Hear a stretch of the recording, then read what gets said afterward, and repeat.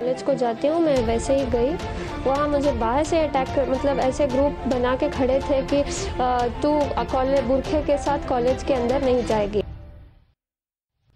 एक बार फिर से देश का माहौल गर्म होते दिख रहा है। आजकल कर्नाटक के कॉलेजों में मुस्लिम लड़कियों द्वारा हिजाब पहनकर कॉलेज जाने का मामला काफी तूल पकड़ रहा है। टीवी चैनल्स पर हर जगह अल्लाहू अकबर वर्सेस जय श्री राम, हिजाब वर्सेस भगवा गमछा, हिंदू वर्सेस मुस्लिम चलाया जा रहा है। टीवी चैनल को देखकर ऐसा लग रहा है कि चुनाव की तारीख निकट आ गई है। उत्तर प्रदेश एवं अन्य 4 राज्यों में चुनाव होने हैं। ऐसे में अल्लाहू अकबर वर्सेस जय श्री राम कर्नाटक की कॉलेज से निकलकर अन्य राज्यों की राजनीति में पहुंच गया है, जिसका गहरा प्रभाव हमें चुनाव के परिणाम में जरूर देखने को मिलेगा। ऐसे में मुझे अर्नेस्ट बेन का एक कोट याद आता है, जिसमें उन्होंने कहा है, विवादों को खोजने, उन्हें गलत ढंग से पहचानने और उनका गलत इलाज करने की कला ही राजनीति है। दोस्तों, राजनेताओं पे हम कभी और चर्चा करेंगे। आज हम हिजाब कंट्रोवर्सी के बारे में बात करेंगे कि यह कैसे शुरू हुआ, इसका संवैधानिक पक्ष क्या है और यह मामला कहां तक पहुंचा है।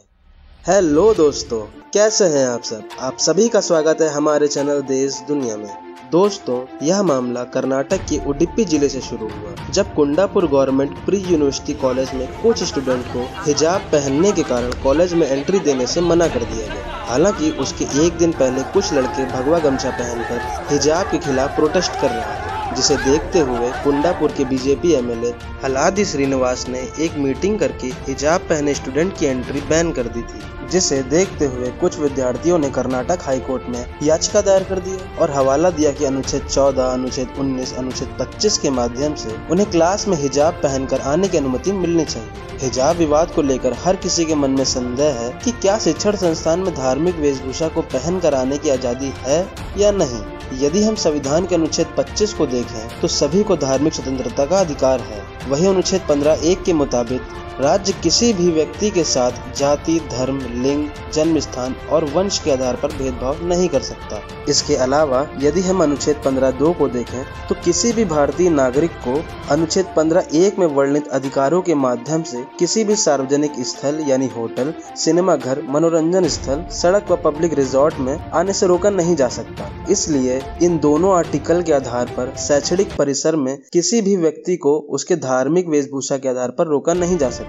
जैसा किसी सिख को पगड़ी व कड़ा पहनने से नहीं रोका जा सकता एवं किसी हिंदू महिला की शादी होने के बाद बिंदी, सिंदूर व मंगलसूत्र पहनने से नहीं रोका जा सकता। यदि हम वर्तमान में देखें तो कर्नाटक राज्य सरकार ने कर्नाटक शिक्षा अधिनियम 1983 के माध्यम से कुछ आदेश जारी किए हैं, जिनमें सबसे पहले उन्होंने कहा है कि क्लास में हिजाब पहनने पर प्रतिबंध धर्म के मानने के अधिकार का उल्लंघन नहीं है। दूसरा, समानता, अखंडता, लोक व्यवस्था बिगड़ने की स्थिति में प्रतिबंध जायज है। इसमें किसी भी प्रकार के धार्मिक स्वतंत्रता के अधिकार का उल्लंघन नहीं होता है। तीसरा, कॉलेज विकास बोर्ड द्वारा निर्धारित ड्रेस को ही अपनाना चाहिए। परंतु याचिका में वर्णित अनुच्छेद 14, अनुच्छेद 19, अनुच्छेद 25 कर्नाटक राज्य सरकार के इस फैसले पर संवैधानिक सवाल खड़ा करता है। हालांकि अनुच्छेद 25 में यह भी वर्णित है कि लोक व्यवस्था, सदाचार, स्वास्थ्य के विरुद्ध यदि कोई गतिविधि देखी जाती है तो वह धार्मिक स्वतंत्रता पर युक्ति युक्त प्रतिबंध लगा सकती है। कर्नाटक राज्य सरकार ने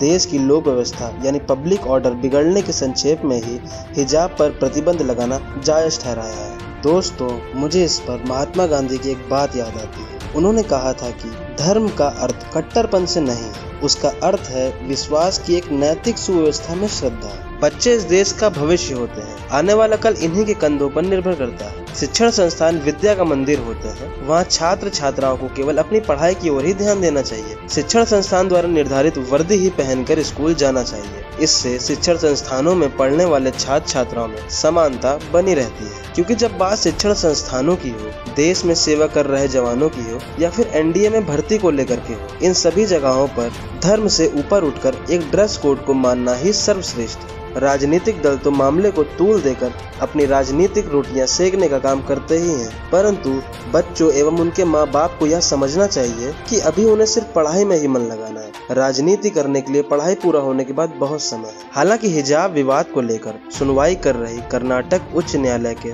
3 न्यायाधीशों की खंडपीठ ने मामले की सुनवाई 14 फरवरी 2022 तक के लिए टाल दी है। कर्नाटक हाईकोर्ट की पूर्ण पीठ ने गुरुवार 10 फरवरी की सुनवाई के दौरान मामले में अंतरिम आदेश देते हुए फैसला आने तक धार्मिक कपड़े पहनने पर रोक लगा दी है। साथ ही स्कूल कॉलेज पुनः खोलने के लिए निर्देश दिए हैं। दोस्तों, आज की इस वीडियो को हम यहीं समाप्त करते हैं। हाँ, आप कमेंट में अपनी राय बताना मत भूलिएगा कि आपको क्या लगता है कि शिक्षण संस्थानों में धार्मिक वेशभूषा पहनना सही है या नहीं। यदि आपको वीडियो में दी गई जानकारी अच्छी लगी हो तो वीडियो पर लाइक और चैनल को सब्सक्राइब करना मत भूलिएगा। मिलते हैं आपसे अगली वीडियो में, तब तक के लिए अलविदा।